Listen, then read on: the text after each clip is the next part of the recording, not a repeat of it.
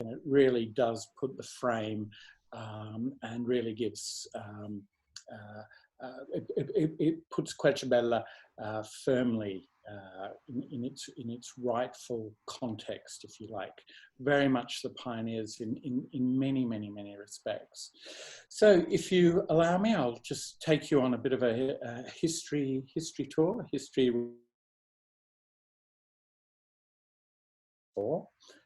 by a Milanese entrepreneur called Giuseppe, known to his friends as Pepito Castiglioni, who was an avid wine collector, especially Burgundy, class growth Bordeaux's, Champagnes, which he very often tended to buy direct from the producers. He would visit them in France, and often he used to bring his young son Sebastiano with him. And in 1974, so he was a collector, he was involved in a totally different business field, very international. But in 1974, he founded the embryonic Querciabella. And 1974 is an interesting date, starting from the from 1968, 69, 70, 71, something was really shaking up the Italian wine scene. And that was what we could call now the first proto-super Tuscans were coming onto the market. And one in particular, Sassicaia, certainly appealed to Giuseppe, who, as I mentioned, was a collector, and his cellar is stellar. He really did know his wines, and he certainly collected the very best. And he didn't buy in small quantities. He actually bought in serious case quantities. So he had access to, the very best on the Burgundy, Bordeaux, and Champagne wine scene. So in 1974. Mr. Castiglioni, Giuseppe Pepito, bought a small piece of land in Ruffoli, above Greve in Chianti, in the shadow of Mount Querciabella, the mountain of the beautiful oaks. Quercia is Latin quercus is oak, and bella is ciao bella, it's beautiful. So the very, very aptly named mountain of the beautiful oaks. And Ruffoli is a little hamlet on the northernmost ramparts that dip down slowly into the lovely little market town of Greve in Chianti. So we're literally halfway between Florence and Siena, and one of the northernmost districts of the Chianti Classico. It was a sort of summer getaway, but his idea was to make serious wine. He had first of all, bought a small little house in the hamlet, but over time, he started to experiment with wines, and I think he very much always had the idea of making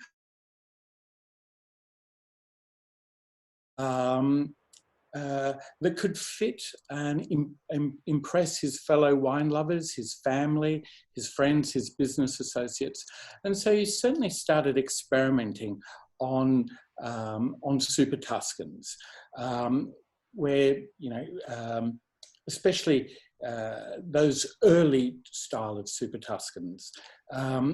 He started working on the project to create Camartina, which we're going to taste today, which is typical of the first wave of the super Tuscans, based on Sangiovese, but with some Cabernet Sauvignon in the blend. It was originally 70-30. And the idea was to develop wines.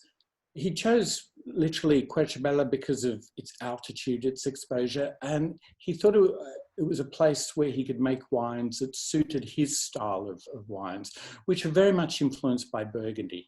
Many of the early proto-super Tuscans, the ones from Bolgheri in particular, very much winked an eye to Bordeaux, and California's interpretation of Bordeaux. I think it's very clear that Giuseppe had something a little bit more ethereal, something more softer, something a little bit more feminine in mind when he started working on his own pet Super Tuscan.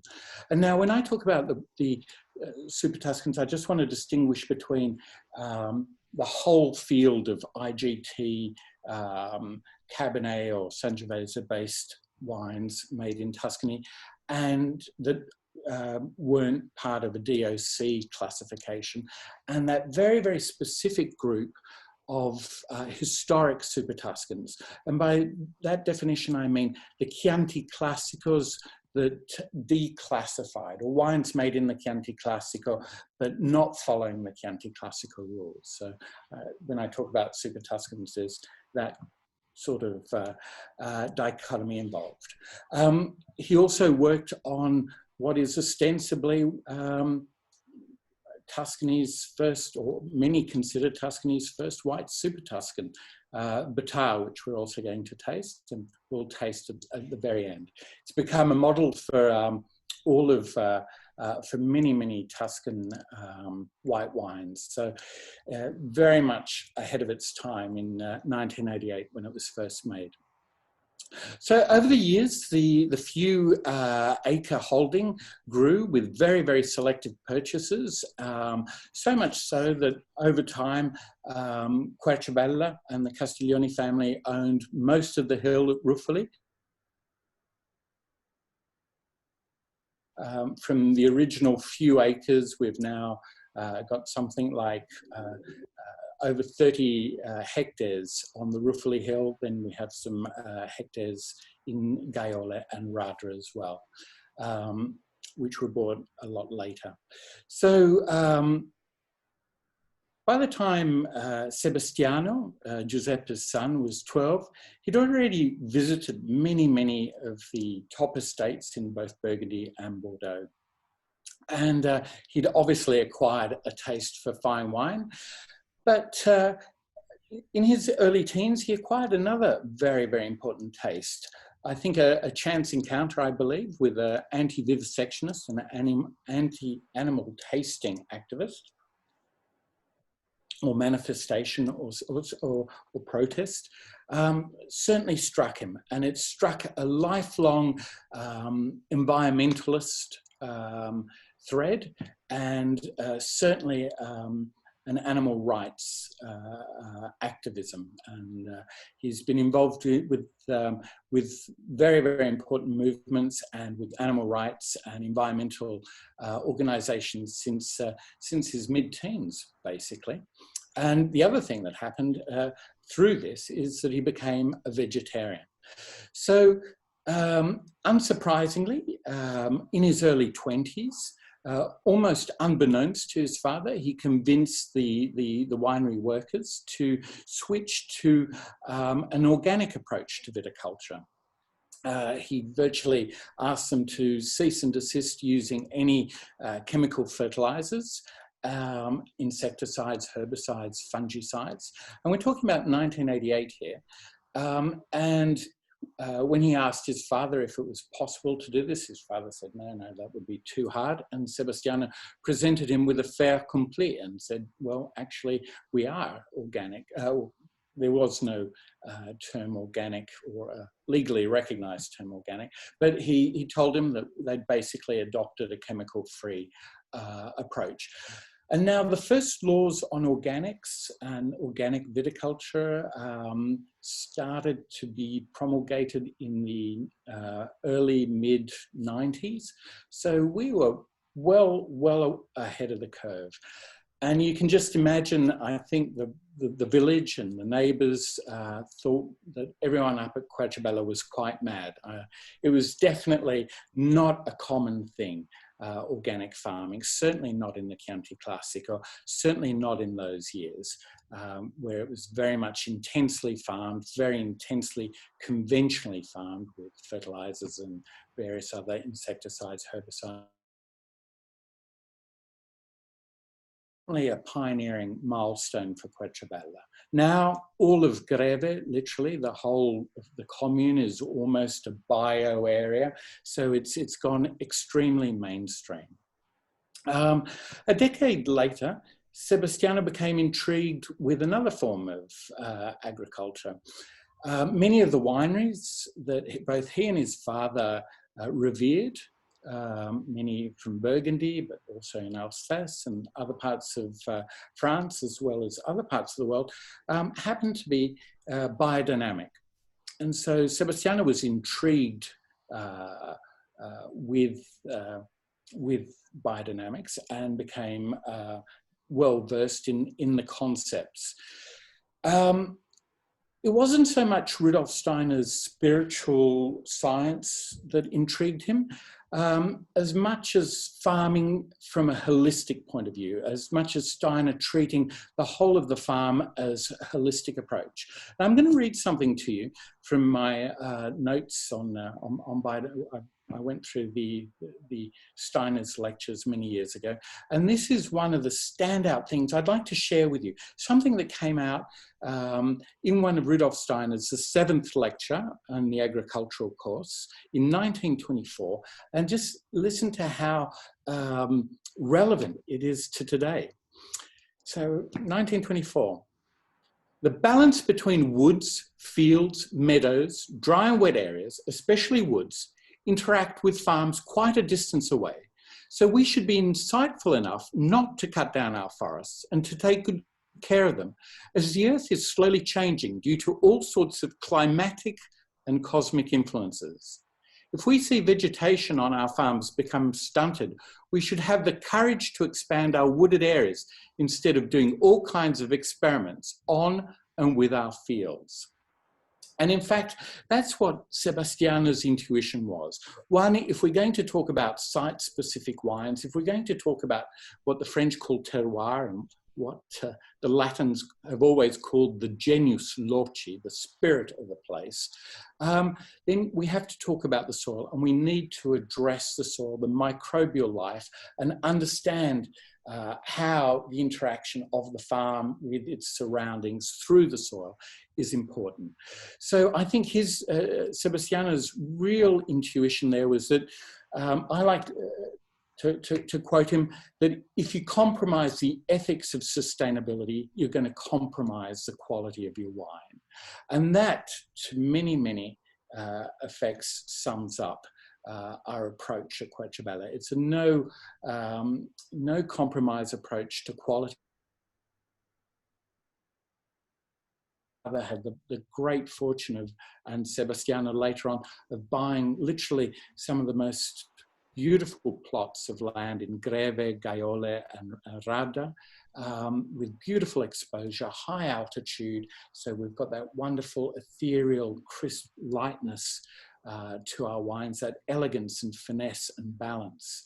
But the purity of fruit comes from this no compromise form of agriculture. So I'd like to spend just a couple of words on biodynamic agriculture. I just don't want to go too long because we have all those wonderful wines to taste. I hope you're tasting them as we speak. So all I want to say about biodynamics is that it was originally conceived by Steiner and his supporters, especially the organizer of the lecture series, firstly as a way to heal the earth and to defend it from the aggressive attacks of two of Germany's most aggressive early agrochemical businesses. After World War I, Germany was going into full expansion mode, full industrialization mode, and agriculture was being devastated by the use of nitrogen, potassium, phosphate, NPK fertilizers that had been synthesized by the Germans as they didn't have access to guano during World War I, which was the main source of nitrogen. So Steiner's original approach and his supporters, Count Steinerlinks and Ehrenfried Pfeiffer, the main backers of biodynamic agriculture was literally a way to counteract what they saw as a devastation of the land, a wounding of the earth. But above all, the food that was being produced in this period was big, it was beautiful, it was plump, but Steiner defined it as stomach filler. It looked great, but you took a bite out of it and it was just inevitably disappointing. And Steiner just knew that it wasn't good for you. And that is the approach that we very much imbued and that Sebastiano took from Steiner. You know, this food as nutrient, food as part of the land, and one of the major biodynamics tenets and Querciabella's major take home is that we've got to give back. We can't just take from the land. So we went classically biodynamic from 2000, both in the Maremma, where we're going to taste the wonderful Mongrana, and the Chianti Classico, Greve, Gaiole, and Radda. Our major land holdings are in Greve, obviously. So we applied two agronomists, Dallas in the Chianti, Marco in the Maremma, went to biodynamic courses. They learned all about it. We had biodynamic consultations.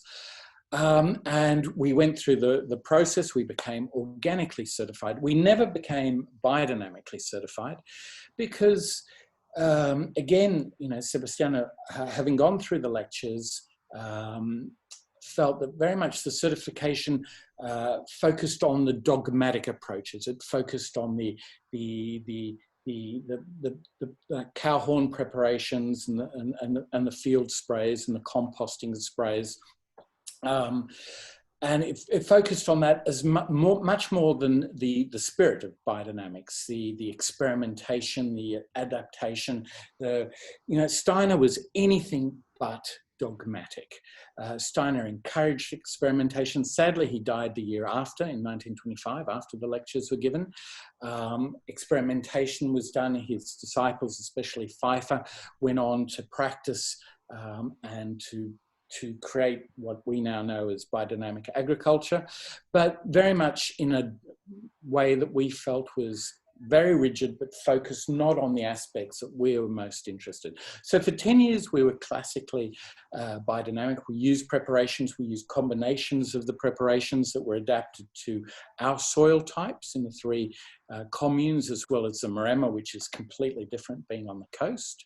And then in 2010, Sebastiano took a slightly different approach. As I mentioned, a vegetarian since his teens. In 2010, Sebastiano adopted a vegan lifestyle. And he wanted to incorporate this in every aspect of his life, and that included Querciabella and the winemaking. Now, we hadn't been using for decades any animal products, or we hadn't been fining, full stop, so we hadn't been using animal products to fine, maybe a little bit of bentonite in the batar, but the idea was to absolutely remove anything like manures or any animal produce from the vineyards, and we didn't have any in the winery, but absolutely assured that it never happened. So from 2010, we certainly continued with a biodynamic tradition, because if one reads Pfeiffer, Steiner's disciple, Aaron Fried Pfeiffer's biodynamic gardening and agriculture, one of his major insights was to bring in something, Steiner and Pfeiffer were always looking at ancient wisdom and what a scientific approach to cover cropping. Now, cover cropping and how do you call it, promiscuous farming, where you grow different things, is something that's always been done in Tuscany. But what biodynamics did was took that to a different level. So what we did was we adopted a green approach to biodynamics, and through the use of a biodynamic tool, the cover crop, the Silveshi as we call it, We use up to 30 different plants that the two agronomists, Marco and Dallas, choose. And three major families of plants: the leguminose, which fix the nitrogens in the soil. Nitrogen is extremely important to Steiner's philosophy, and it's obviously one of the most important trace elements that plants need to become green. But it's absolutely vital. So we have the leguminose, various different families of peas that grow between the vines. And then we have the brassicas, also known as the cruciferas. They have cross-like flowers. And we have mustards, we have rucolas, different plants from chicory, from the brassica family. Chicory is not from the brassica family, but it does grow between the vines. And then we have the gramineaceous family, grains of various types, which gives the soil structure. And this is all tailor-made. Now, from the top of the hill to the bottom of the hill, there is different fertility rates. Obviously, the runoff from the rain goes down to the bottom of the hill, so the bottom of the slope will be more, how can you say it, more fertile. So we have a different mix at the bottom of the hill to the top of the hill, different vines depending whether they grow on the limestone soils of Gaiole, or the schisty slates of Radda, or the solid sandstones plus a bit of schist in Greve. Each vineyard has its completely tailor-made approach. Biodynamics, classic biodynamics, has brought our vineyards into equilibrium, but we've taken on this whole new cruelty-free, green-based, plant-based approach, of which we like to think we're very, very much at the forefront of a vegan approach to our agriculture, but within that sort of holistic farm or vineyards, forest, fields, wetlands, etc., that Steiner so much spoke about. And considering that we micro-vinify everything, every single plot, because of the different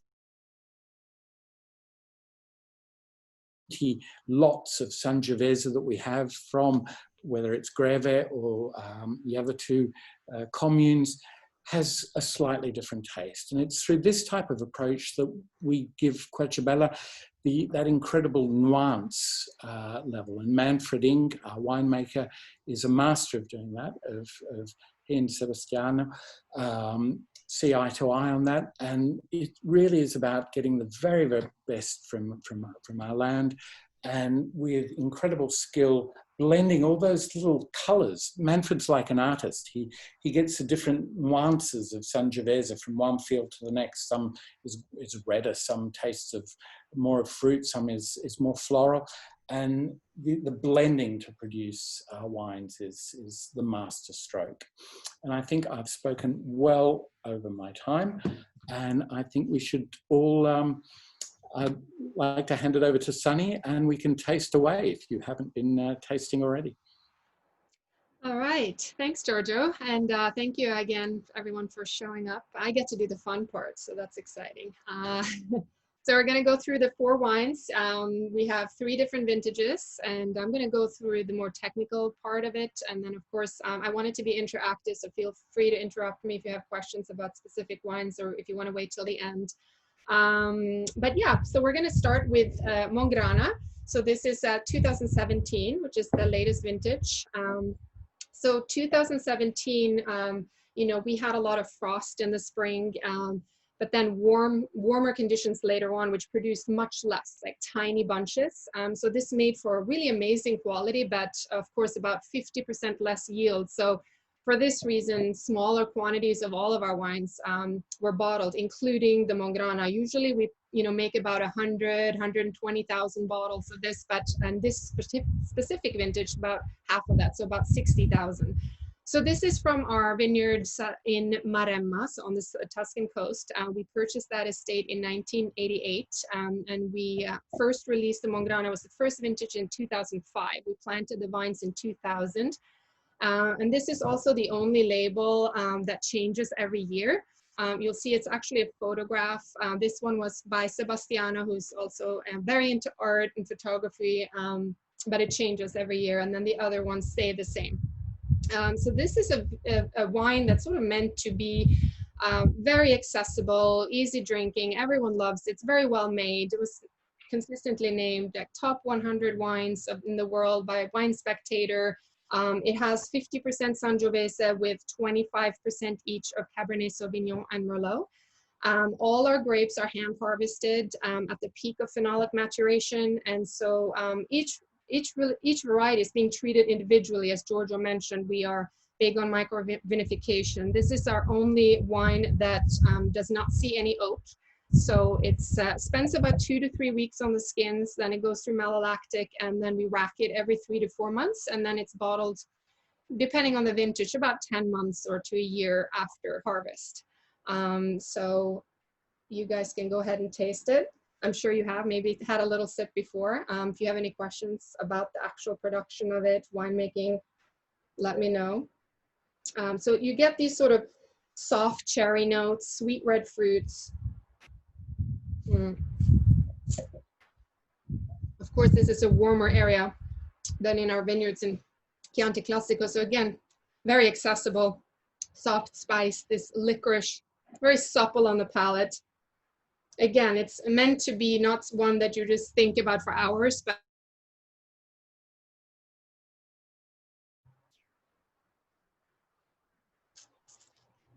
and the 2017, I mean, it's great. 2016, I think 17 has a little bit more sort of oomph to it. It might be because of its age. It's very young still, but I really enjoy this. It has a little bit more spiciness to it, I think, but something that you can definitely, I would drink it right now, but you could definitely keep it for a few years as well. Any questions about Mongrana? Am I going too fast? I don't want to, nope, okay. Can I just say that it does age beautifully. It's our simplest wine, but we occasionally pull out bottles from the first few vintages, and the 2005 is still actually very, very accessible. Yeah, and I should say also that, it's all about the quality of the grapes and the tannins. Whichever wine we make, we decide when it's ready. It's when the phenolic maturation is there, when it's ready, both when we pick the grapes and also, of course, when we blend it. So I think that we don't put any crappy grapes in our wines, and I think that is why, of course, we don't put out any wines that we're not happy with, and that goes also for our entry-level wines. So definitely good quality all around. Sunny, how many lots were vinified for this wine? How many different lots? So we have 3 vineyards in vineyard sites in Maremma. So I believe that it gets picked from all of them, I believe. Giorgio, do you have any? Yep. No, it does. It does. So, so as Sunny said, it's 50% Sangiovese, 25 Cabernet, 25 Merlot. And whereas the Cabernet and the Merlot are single blocks, the Sangiovese comes from different parts of the estate. We've got about 30 hectares, 35 hectares down in the Maremma, and the Sangiovese tends to grow in different areas, whereas the Cabs and the Merlots are very, very site specific. Yeah. And this is where we can really play around with the biodynamics, as Giorgio mentioned. Also, it's proven particularly well suited to this acidic, iron-rich soils of Maremma. So it's a mixture of silt and alluvial sand, and there's some gravel and surface pebbles. And so I think that the winemaker is having a lot of fun with this area as well. And then we also have another wine called Turpino, which you may or may not know. That's also from Maremma vineyards as well. It's a little higher end. But. So the Turpino is, for years, we've been trying to make a higher level, a more complex Maremma, and the Turpino is top of the Maremma game. You used to have a bit of grapes from the Chianti, but now it's entirely from the Maremma. But it does, unlike the Mongrana, it sees oak and it gets taken to Greve where it's vinified, whereas the Mongrana is entirely made in the Maremma. Yeah, so now the actual label has changed to Maremma DOC, where it was an IGT Toscana before. So the 2017 was the first vintage of Maremma DOC.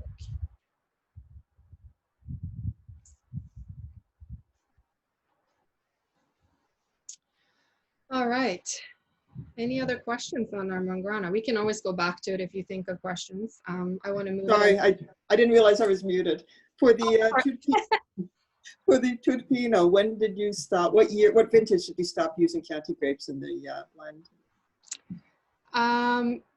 Believe that was quite recently, wasn't it, Giorgio? Like 2000. We only have 10 vintages or 9 vintages of that. So. Sorry, can I just get the question again? Are we talking about the Turpino? Yeah.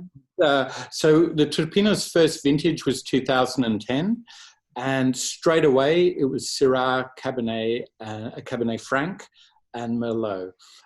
Originally, part of the grapes came from Greve and part from Maremma, but from the word go, there was no Sangiovese in it. I mean, the idea was Cabernet Franc.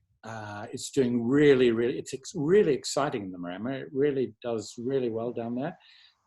It's extremely floral, and it's totally unlike its Bordeaux heartland, if you like. And the Syrah used to, perhaps some of it used to go into the Mongrana, and we took it out and blended it with the Cabernet Franc, and it was just it was the result of one of those field blends, very happy field blends that Manfred was experimenting with, and the Merlot seems to really get the two to communicate with each other. So 40% Syrah, 40% Cabernet Franc, and 20% Merlot that gets the two interacting. Okay. And which vintage was the one that was only Maremma grapes? When did we? I'm sorry about that. That's okay. So when did it go completely Maremma? That was actually quite recent. I think that was the 2013. So we made it in 2010, 2011, and in 2013 it was entirely Maremma. And then we've got the 15, which is the current vintage, which is entirely Maremma. So I'm almost 100% sure. You never know what the winemakers are up to, but no, 2013 would have been. It was a progressive thing. Definitely, 100 Maremma. And so when you're saying that you're micro-vinifying plot by plot, some of those plots are mixed varieties. I heard you say. Generally, they tend to be single varietal plots. So this is both in the Maremma and in the Chianti Classico. They tend to be, there'll be all Sangiovese or all Cabernet Sauvignon. But they won't be. They will be picked on a varietal basis. Okay. Even if there is a mixed plot, there's well over 70 just of Sangiovese. But even if it were to be mixed, the two grapes would be kept separate. Okay, so field blend, just you mean cellar blend then? Did I Cellar blend. Thank you. All right. Are we ready to move on to the Chianti Classico? So we have the 2016 vintages of that. So this was our first wine. As Giorgio said, our winery was founded in 1974. The first vintage under the Querciabella label was 1979. And that was the release of the first vintage. So from 79 to 2009, this was actually a blend of Sangiovese with a little bit of Cabernet Sauvignon Merlot. 2010 was our first vintage when we did 100% Sangiovese, and it stayed that way ever since. So this is really where you're going to experience the purest expression of Sangiovese. This has been the center of our winemaking since the beginning of our time, and it's the foundation of our winery, and really typifies our sort of site-specific terroir-driven approach to our wines, and then of course more specifically to Sangiovese, which we specialize in. I believe we have actually up to 83 different parcels, at least that's what Manfred told me, of individual vineyard sites of 100% Galestro. And I have a little piece here, not to be nerdy, but I picked this one up. So this is Galestro, which signifies the area that our vines grow in this area. It's sort of this metamorphic, medium-grained clay schist made up of these flaky layers. It's actually more schisty than shaly, but you'll see it. I had to pick up a couple, so don't tell anyone I stole from our vineyards. But so another thing that really gets this quality, of course, 2016, I'm so grateful that we've gotten really great reviews of this already, but we're located about very high elevation, so anywhere, depending on the sites, anywhere from 300 to 600 meters above the ocean. So each site has then these different expressions of Sangiovese, which is what makes this wine so unique. The grapes are destemmed, so we make compost from the stalks. It can ferment up to a month. I believe this 2016 was actually fermented on skins for about 12 phenolic maturation when the winemaker thinks it's ready. So we use, this is blending then fruit from Greve with our grapes from our vineyards in Radda and Gaiola, which have these rich limestone soil. So they're destemmed, as I said.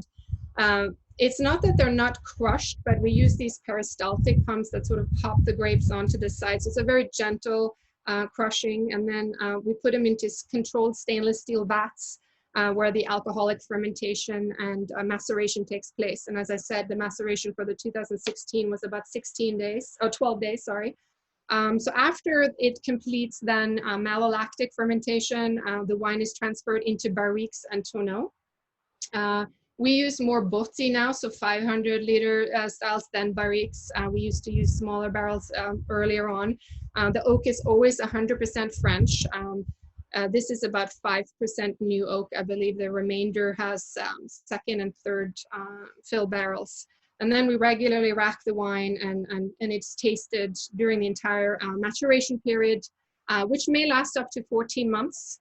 And then we age it in bottle for up to a year as well, just depending on the vintage. So some of the vintages can technically be a reserva if you want it. So at the end of each élevage, again, with a micro-vinification, the best lots then are selected through this extensive tasting, and then we assemble it to create the final blend. And then we let it rest then again in bottle. I should say we pick the Sangiovese over about 3 weeks. We start at the end of August, again, depending on the vintage, till about mid-October or so. So we started with about 38 hectares of Sangiovese, and now we have over 70 hectares of Sangiovese. So we're really paying more attention and constantly fine-tuning the expression of this grape, I guess, to fit that Querciabella style. And this, again, is about 100,000 bottles, so perhaps the biggest production besides Mongrana, of course, which is in Maremma. So by especially micro-vinifying this wine, it helps us to understand each vineyard site better. We really pay a lot of attention to how it acts every step of the way, and that's how many people, when they taste this wine, think it has some Cabernet in it, because it is, it is a really powerful wine, but at the same time, very elegant, very refined. So on the nose, you'll have this sort of very clear ruby core, and then it has these lifted cherry aromas. It's still a very young wine. Of course, this can age mouth-watering acidity.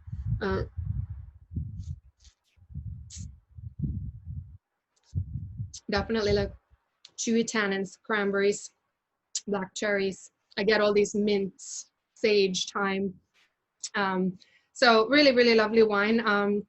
And again, I think that the move from barriques to tonneau has really helped to just kind of focus on the expression of the fruit rather than the oak. So I believe 2015 was when we actually are using more botti than barriques. And So 2016, of course, as many of you probably already know, was an incredible vintage. The fruit just benefited from that extra hang time, and then really great conditions in September and October. So yeah, really a very classic vintage versus the 2015, which was more sort of fleshy and then big and opulent. Any questions? You want to add anything, Giorgio? I think, especially since Manfred joined in 2010, there's been a trend getting away from new oak. So we're right down, as Sunny said, to around about 5% new oak. And we moved from the barriques to tonneaus, the 500 litres. And I think the future for this wine, as Sunny mentioned, is botti, which are about 35 hectolitres. And we've been trialling it over a few years. And the idea is to keep as little, the wood serves as to get an oxygen exchange going, to give the wines a little bit of softness and obviously ageability. Again, last time I was at the winery, we have some clients who are very keen on the 98 Chianti Classico, which is obviously a different animal to this, but these are wines that can really, really keep. So I was at the winery tasting 98 through to the current vintage, and it's amazing how long it can last, and just keeps getting better. Yeah, absolutely. I had 2009 the other day, which I thought was really, really perfect. So. Beautiful, beautiful. We didn't make Camartina in 2009, so the Chianti Classico, the years we don't make Camartina, the Chianti Classico benefits from it. The Sangiovese that would go into Camartina goes into the Chianti Classico. I have kind of a mundane question, which is just, what's the suggested retail price for this wine? So the Chianti Classico here, I would say, obviously depending on where you get it, I would say it would be around $40. Yeah. And what about the Mangrana? 20. 20. Okay. Yeah. Wow. So that's a Tuesday night wine. Yeah. Right. Awesome Tuesday night wine. Yeah. I will actually follow up with all of you with all the SRPs and additional information. So don't worry, don't stress about it. All right. Well, perhaps we should move on. I know we have about 10 minutes left, so I don't want to keep you guys. I know you're busy. But we'll go to Camartina, which is a really special wine. And I'm so glad you guys get to taste this 2015 vintage here. I'm just going to pour myself a little bit more. So this is, of course, super, super young. So I hope you opened it a little bit before we started. But if not, a good decanting would definitely benefit this. But I would say about the 2015 vintages, it is more accessible than others. Of course, this was similar to 2016, but as I said, had very much more intensity of fruit. And I would, this is Cabernet Sauvignon, so 70% Cabernet Sauvignon with 30% Sangiovese. Expressive in this vintage in a very young phase, and but still, of course, growing into its structure. This wine is also just produced in select vintages. 1981 was the first vintage of this wine, when we actually had, it was mainly Sangiovese with a little bit of Cabernet Sauvignon and Merlot. And then from 1999 to 2002, we then gradually converted into more Cab based. So now since 2003, I believe, was the final blend, which we've had since, was 70% Cab with 30% Sangiovese, all from our vineyards in Greve. So there are certain years, if you're interested in knowing, I'm not going to go into that, if you know when the wine was produced and our top vintages and such. But this is really where you see the Bordeaux influence that both, of course, Giuseppe Sebastiano's father and Sebastiano following has.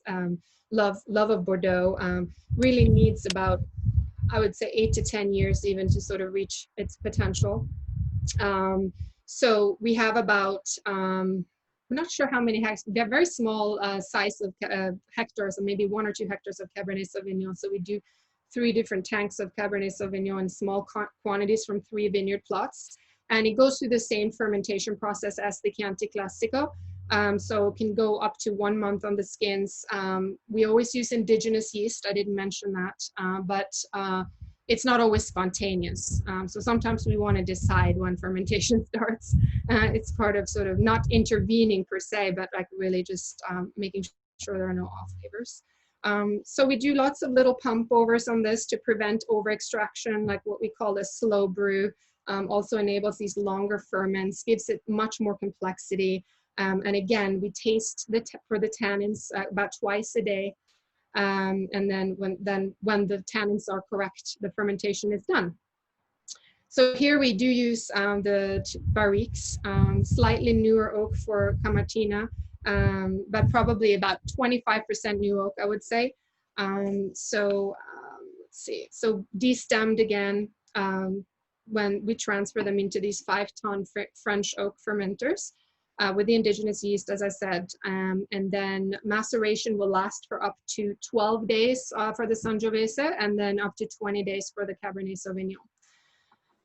Then we transfer it into the French barriques, and the different cepages undergo élevage for 1 year. And then at this stage, the best lots, we select through extensive tasting, and then we assemble them into the final blend, which undergoes another year of aging. And then the wine will be bottled, and it'll be resting for 6 months. So altogether 30 months. So no sooner than 30 months will this wine be released after filtration, obviously. So that's what this wine is. So that's how it's done. So here in the 2015, I had the 2013 that I was working with up until now. The 2015 is just kind of getting onto the market here shortly in the US, but I believe that most of our vintages out there now is 2013, and there's some 11 out there still, but this has definitely more sort of borders more on sort of the darker fruit. They have like very, very sort of smoky aromas, tobacco, dark berries. The other ones can be slightly more on the red fruit, but of course with age, this will just be a totally different animal.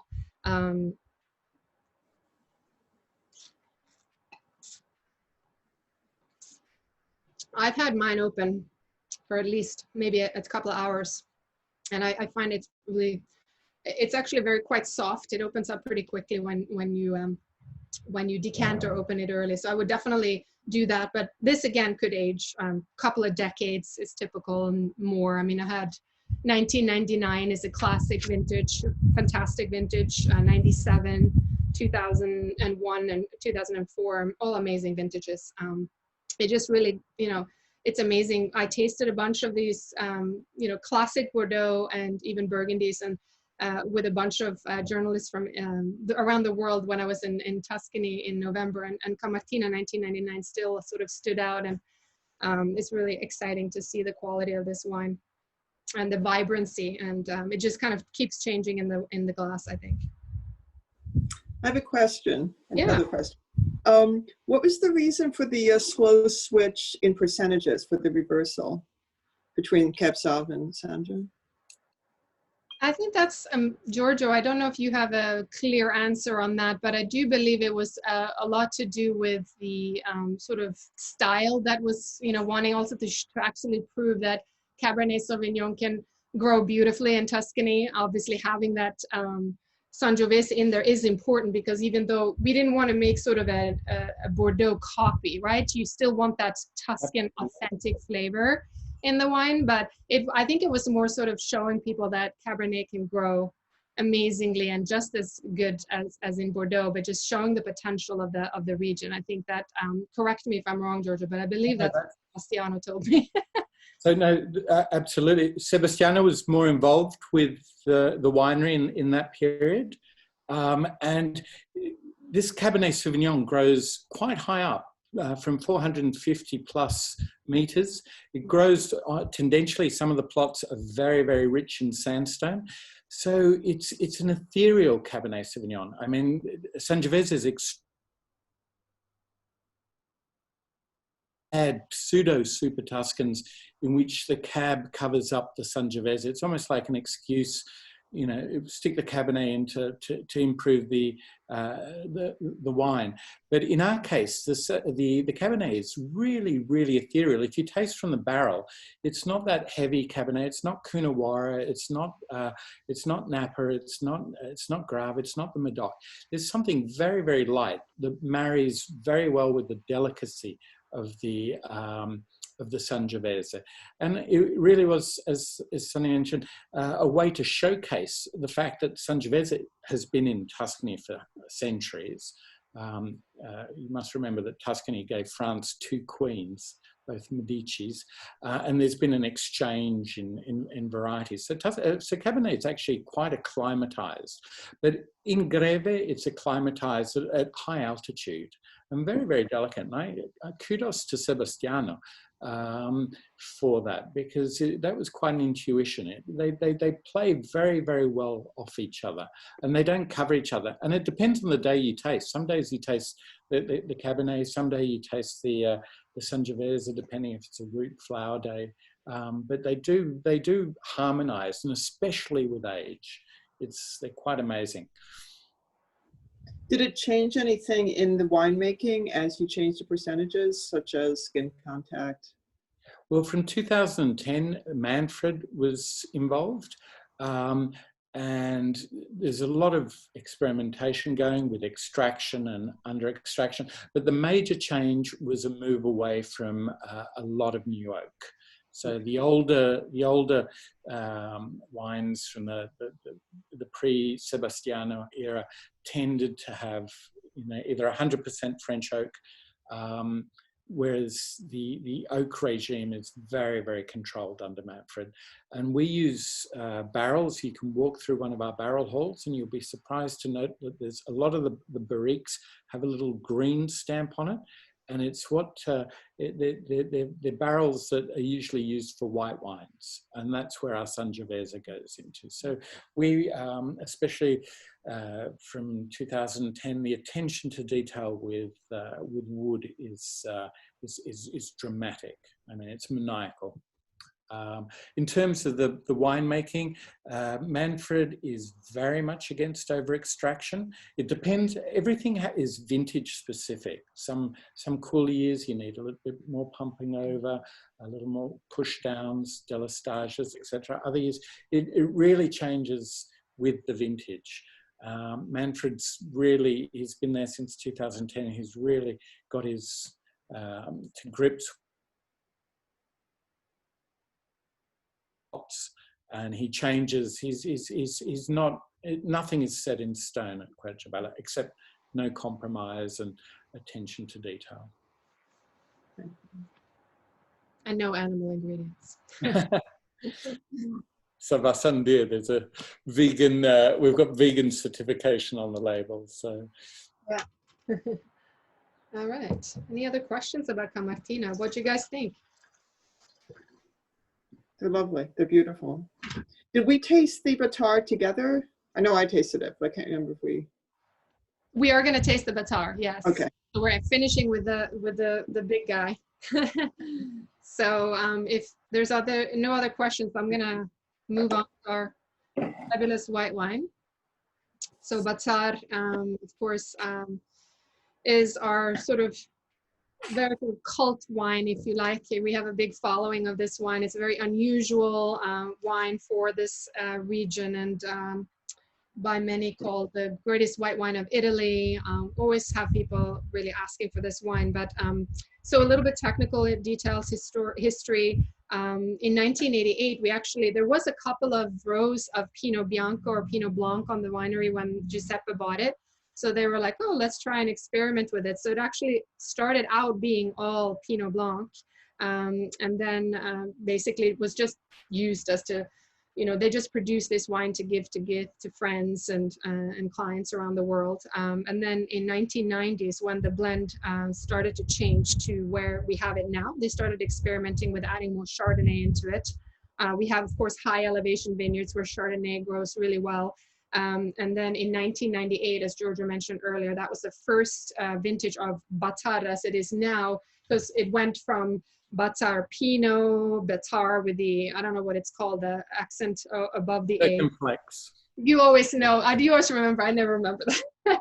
And so now, of course, with the accent on the last A with the opposite side, what is that called? Accent, not a, oh, de gras, yes.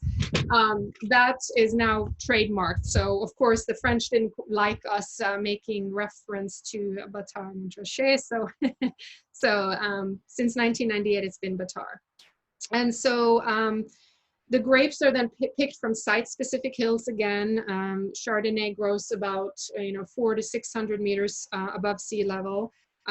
This is also, as you can probably smell and taste, if you've tasted it already, has very much a Burgundian feel to it, Burgundian style.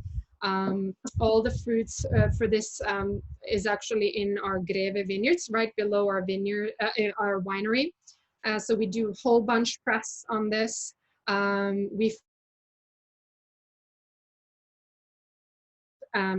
we full barrel ferment this. So this, I should say, has been organically farmed since the wine's first vintage in 1988. As you may have remembered from Giorgio's introduction, we've been certified organic since 1988. And then, of course, the full conversion to biodynamics happened in 2000. So again, with the microvinification, it's really about allowing the wine to express itself the best. So when we harvest the grapes, I should mention also for pretty much all of our wines, we harvest them in these 9-kilo crates, and then we do the gentle extraction with a bladder press. So we do the malolactic fermentation, the fermentation malolactic in French barriques with a weekly batonnage. We have our own cellar for Bâtard. It's very famous. You might be able to see pictures. Believe you can see a picture of it on our website. And so for the batonnage, it's really to create that texture while still retaining that precision and sort of tension in the wine. The barrel maturation will take about 9 to 12 months. And then once that élevage is complete, we select the lots through, again, extensive sampling. And then we do the final blend in cement tanks for 6 months. And I asked the one, Manfred, why he does that. And because, the separate lots are fermented in barrels, they're kind of, each of them are their own wines. So he thinks of it as sort of a settling down and just kind of letting them all marry in this neutral tank to allow the wine to become cohesive. And then, of course, we bottle it. And then it rests for another, I would say, a good year before it is released.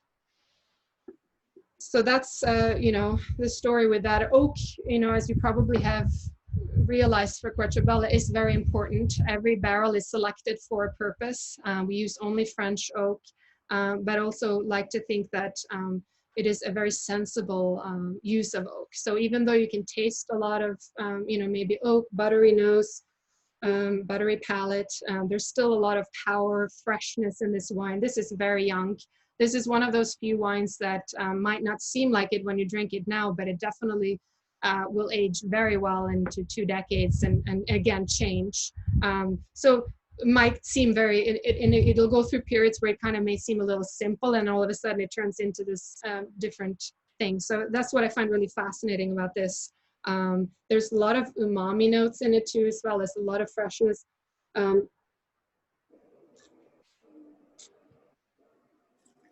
But certainly hard to dislike this wine. I don't know if any of you disagree with me, but it's quite the treat to try this. And again, there'll be times we're not happy with, and we'll sell it off. So a very selective process going through this, the winemaking. Oh, you don't have a glass, Giorgio. I feel so bad for you. I've got the wrong vintage anyway. Oh, man. It's my last bottle. Oh. But anyway, now I think that the umami is a great reference. Mm. We used to, it has changed stylistically, again from 2010. With climate change, we've noticed that we're getting a lot more rain. With the warmth, we've tended to ease up on the batonnage.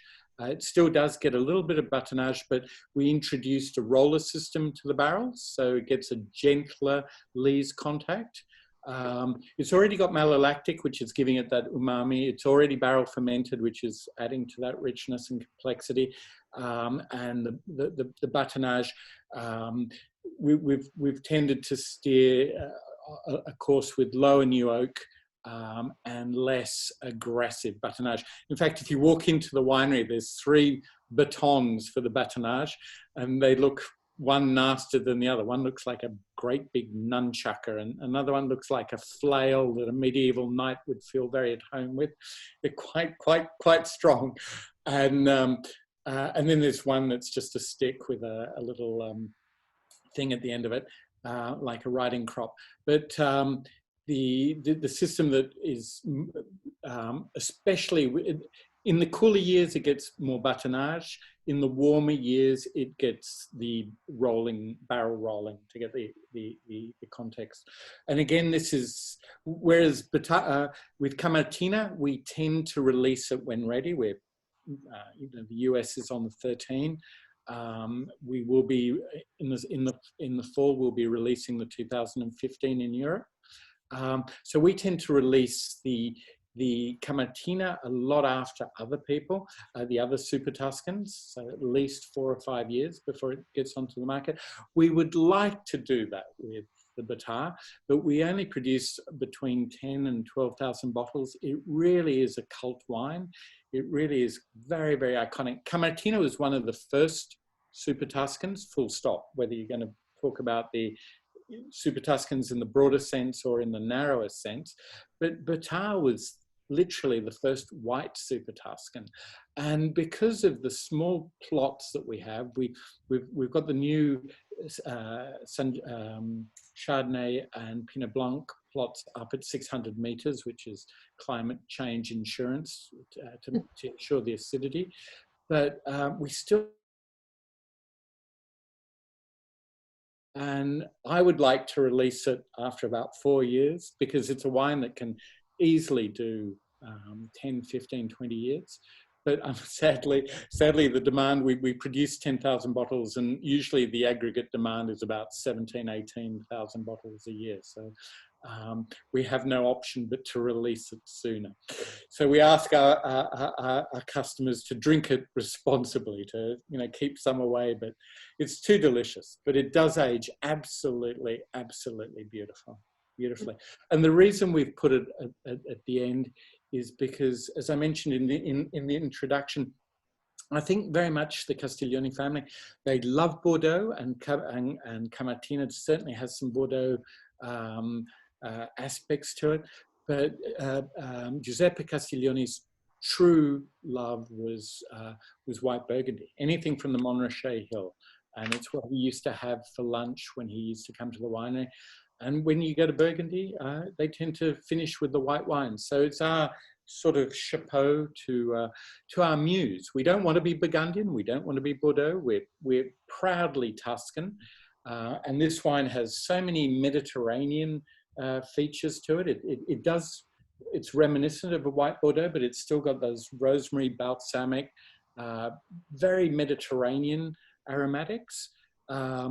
But it's Tuscany. But it is out of respect to people who have inspired great wine, we like to finish with Batar. And interestingly enough, there's not a lot of white wines you could have after Camartina. I mean, Camartina is a pretty serious, especially when we do vertical dinners. We'll finish with a 99 Camartina, and then maybe we'll have a 2015, 2016 Batar. And it's just a beautifully refreshing way. And the beauty of this wine is it lingers. It just goes on and on and on. Is the use of Pinot Blanc instead of Pinot Bianco also meant as a nod to the French inspiration use, or is do we take it? What do we, Sunny? What do we say on our technical sheets? It's a Pinot Bianco or Pinot Blanc? No, I think it's Pinot Blanc. Yeah, it is Pinot Blanc. Yeah, it perhaps is. You probably that is true. Probably. Again, goes in the more of the French style, but again, it's always been Pinot Blanc. Then we've never changed it on the technical sheets. So it's well before my time, and I've been there for a decade. So I think it's always been Pinot Blanc. Yeah. I've still got some to learn. I've only been there for a year, so Giorgio is my muse here. Well, Guido De Santi, the man who crafted this wine with Pepito, and this was his first creation with Pepito, knowing that that Giuseppe Castiglione really enjoyed his white Burgundies. And so the man behind it, the memory, the historic memory, will be having his retirement dinner next week. Yeah. All right. Any other questions on the history and philosophy, or on the practical winemaking side, to Sunny, or right? If you do not use animal products in filtration or refinement, and I'm glad you don't, what do you use instead? We don't fine. You don't need to fine wines, really. Basically, fining happens on its own if you age them as long as we do. After 3 to 4 months, everything will just settle down naturally. And it's when you fine, a lot of things will also be removed from the wine. So as long as you have good quality grapes, you're meticulous in your winemaking, there really is no need to fine to remove any off odors or any of that. I've never believed in that. Like Giorgio said, there might have been a short period where we used bentonite in our white wine. Sometimes you'll find fining agents used more in whites because obviously you'll see it more, like if things are floating around. But for us, we don't fine. We don't believe in it. Feel a lot more richness and complexity by leaving them as is. I think Sunny absolutely hit the nail on the head. When you fine, or filter, you strip the wine. We've gone to so much trouble in the vineyard to get the roots to go deep, to get these lovely, incredibly tasty grapes. In fact, when you're at the winery before harvest, I mean, it's very hard not to pinch a few bunches for lunch. They're just so delicious. And by actually fining, you're robbing aroma, you're robbing color, and above all that, beautiful mouthfeel.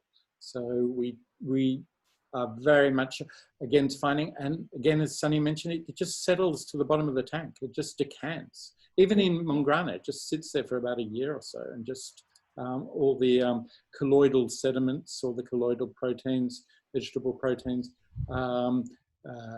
sediment will just sit to the bottom of the tank, and then it's just racked off. We do give a very, very bland filtration just before bottling. And what do we use? We probably use, I've seen cartridge filters, so, all natural products. There's nothing aggressive, there's no membrane. Light filtration just before going into bottling. Okay. I had a question about tillage. I know it's not a stipulation of biodynamics that you don't till, but there's been a lot of talk lately in the Oregon wine community, at least, about the importance of sequestering carbon in the soil by not tilling. And I know every vineyard can't do it, and it takes a while to get into the practice, but I wondered if they had experimented at all with no tilling between them. We are very, I'm not sure. Let me just get a definition going. When you say tillage, do you mean plowing? Yeah, basically any disruption of the soil. Okay.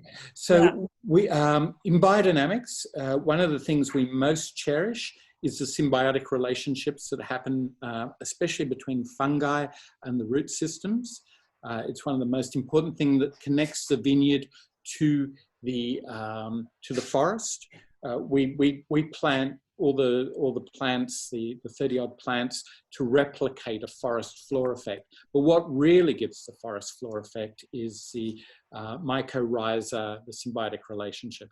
And ploughing or tilling, aggressive tilling, will kill that, will damage the fungi and expose microbial life to harmful UV rays, etc. So what we do is we will cut the Sauvaceae, the 30 species of plants that grow between the rows, and then they are sort of they're not tilled as such, as much as there's a tool. It's like a rake. They're sort of scraped in, but it's minimal disruption, absolutely minimal disruption. And we don't need to oxygenate the soil. We're using gramineous plants, and some of the brassicas have an incredible root system that allows perfect oxygenation. I mean, that's what our agronomists are really specialized in. So everything we do avoids that. We've been no-tilling probably since the moment we decided to go biodynamic before 2000, when Sebastiana was toying with the idea. But, you know, the tillage thing is probably one of the worst things, that and compacting the soil with heavy tractors. So you're basically creating an anaerobic environment. So nothing can, you know, oxygen does need to circulate. Sorry, I get a bit carried away.